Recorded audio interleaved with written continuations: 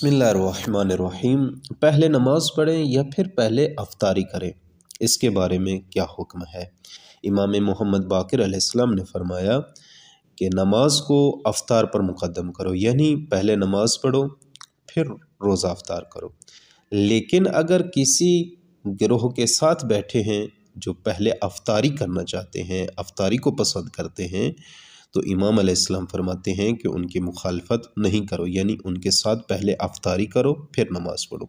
लेकिन अगर इसके बरअक्स है, यानी कोई आपका ग्रोह इंतज़ार नहीं कर रहा है या फिर ग्रोह है लेकिन वो चाहते हैं कि पहले नमाज पढ़ लें उसके बाद अफ्तारी करें, तो फिर इस तरह पहले नमाज पढ़ो फिर अफ्तारी करो।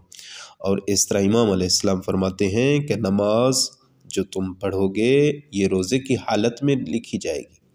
और इमाम अलैहिस्सलाम फरमाते हैं ये मेरे नज़दीक महबूब तर है, यानी पहले नमाज पढ़ना फिर रोज़ा अफ्तार करना ये मेरे नज़दीक महबूब तर है।